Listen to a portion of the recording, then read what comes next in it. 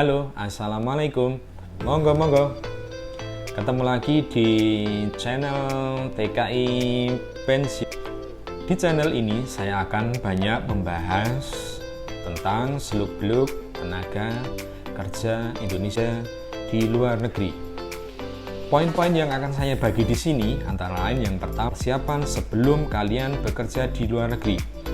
Poin yang kedua adalah tips, trik, dan kiat-kiat saat bekerja di luar negeri agar kalian bisa menghasilkan banyak uang. Ketiga, tentang kisah sukses para tenaga kerja Indonesia yang sudah pulang ke Indonesia.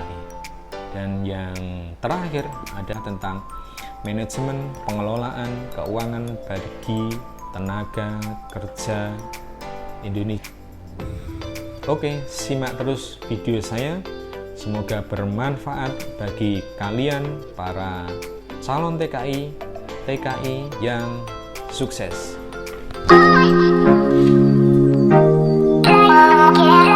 Pada video kali ini saya akan membahas tentang 5 kiat dan tips agar kita saat bekerja di luar negeri menghasilkan banyak uang. Apa saja itu? Let's go! Yang pertama adalah kalian harus bisa menjaga hubungan baik dengan bos atau atasan yang ada di tempat kalian bekerja. Maksud saya di sini adalah jika kalian ingin dapat pekerjaan yang bagus, posisi yang enak, kalian harus menjaga hubungan baik, karena saya sudah mempraktekkan tips yang pertama ini. Dan saya berusaha mencoba berhubungan baik dan berkomunikasi baik dengan atasan saya tersebut. Atasan yang saya maksud adalah jika di tempat pekerjaan saya itu yang pertama ada mandor, dia yang mengontrol ataupun memberikan jobs kepada kita atau tugas deskripsi pekerjaan yang akan kita kerjakan pada saat itu. Dan yang kedua adalah atasan mandor atau pimpinan produksi. Biasanya 2 orang tersebut yang mengelola para pekerja.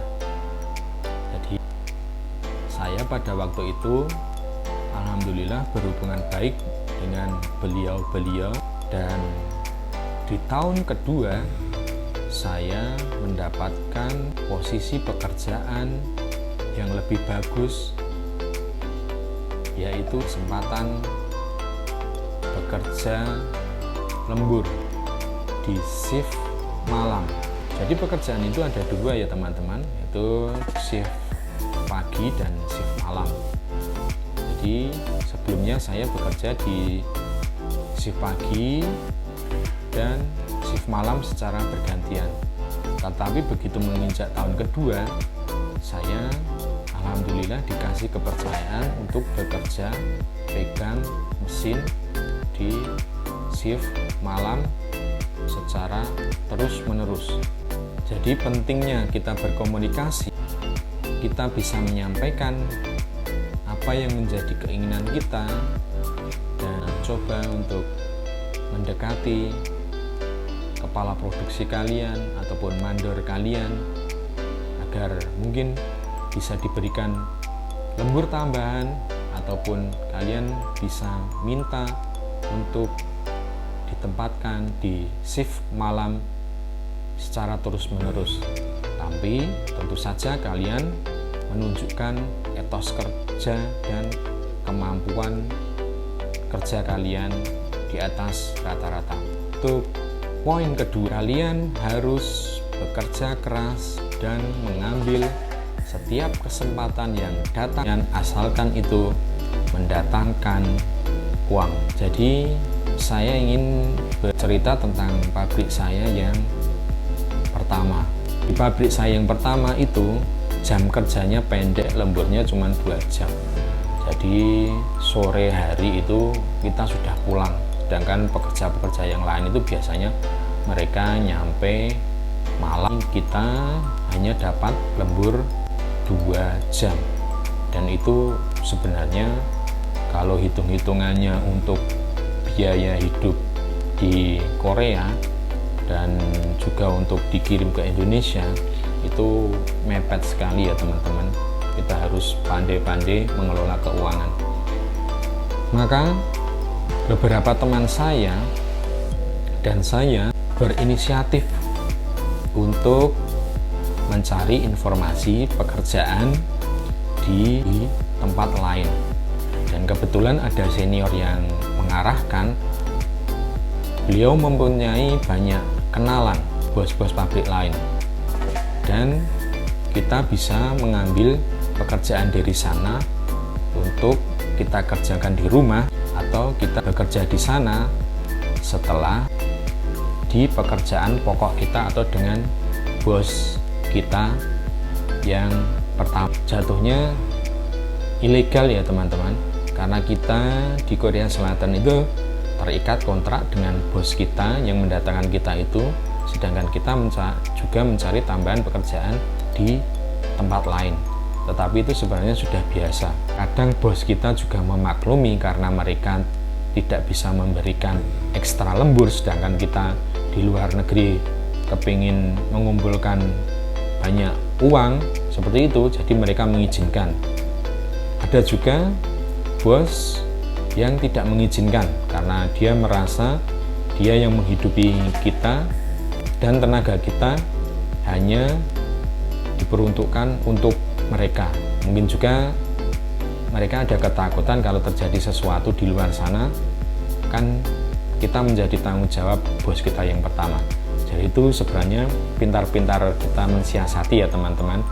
Bisa secara sembunyi-sembunyi atau bisa juga secara terang-terangan dengan dikomunikasikan secara baik-baik. Poin yang ketiga adalah kita harus memperluas pertemanan kita dengan warga lokal. Jadi yang saya maksud di sini adalah jika kita punya banyak jaringan atau pertemanan dengan warga lokal tempat kita bekerja, misal saya bekerja di Korea Selatan, saya memperluas pertemanan saya dengan orang-orang asli Korea. Orang-orang ini kita bisa memperoleh informasi jika kita ingin mencari tambahan penghasilan lainnya. Dan yang keempat adalah kita harus pandai mengatur keuangan. Banyak dari para teman-teman TKI yang saya lihat mereka kehidupannya boros, mendapatkan gaji mereka pakai untuk bersenang-senang dan lain sebagainya. Itu tidak salah, tetapi ingat tujuan kita bekerja di luar negeri, mimpi besar ketika kita ingin bekerja di luar negeri itu apa? Seperti itu, karena banyak dari para tenaga kerja Indonesia yang berada di luar negeri, mereka ketika pulang selesai kontrak kembali lagi, pulang selesai kontrak kembali lagi. Ya itu tidak apa-apa, tidak masalah. Tetapi kan tidak semua orang punya kesempatan itu. Jika kesempatan kalian hanya sekali dan terbentur masalah umur, karena kalau kita bekerja di luar negeri itu ada batasan-batasan umurnya sampai dengan umur berapa. Kalau di Korea Selatan itu kalau dulu 40 tahun, kalau sekarang saya nggak tahu maksimalnya berapa tahun ketika masuk ke Korea itu. Nah seperti itu kan kita tidak punya kesempatan kedua teman-teman. Jadi kalau kita tidak berhati-hati dalam mengelola keuangan itu nanti kita rugi sendiri. Bersenang-senang boleh secukupnya, menikmati hasil jerih payah kita boleh, tidak ada yang melarang. Tapi paling tidak kita menyisihkan dulu dari gaji kita itu pokok yang untuk kita amankan untuk menunjang cita-cita atau mimpi besar kita ketika sudah selesai kontrak pulang ke Indonesia. Poin yang kelima adalah kurangi foya-foya atau budaya kagetan. Yang saya maksud budaya kagetan di sini adalah kalap ya. Semua dibeli. HP baru, laptop, pakaian bermerek, terus ke karaoke. Bersenang-senang boleh, tapi sewajarnya, secukupnya saja, karena kita juga harus memanjakan tubuh kita, karena ini adalah modal untuk kita bekerja menghasilkan uang. Tapi sewajarnya saja, jangan kagetan punya uang banyak terus yang apa-apa dibeli, dan kadang yang mereka beli itu kadang tidak mereka butuhkan. Itu kan sayang sekali teman-teman, apalagi barang-barang elektronik itu jatuhnya biasanya belinya harga segini, dia penyusutannya tinggi sekali ya. Mungkin itu saja yang bisa saya sampaikan kepada kalian tentang bekerja di luar negeri agar kalian menghasilkan pundi-pundi uang yang banyak. Terima kasih sudah menonton video saya. Jangan lupa untuk klik tombol subscribe dan juga nyalakan notifikasi lonceng, serta like dan komen di bawah tentang pengalaman kalian untuk kita bisa berbagi kepada teman-teman TKI yang lain agar kita bisa sukses berjamaah. Oke, sampai ketemu lagi. Terima kasih dan wassalam.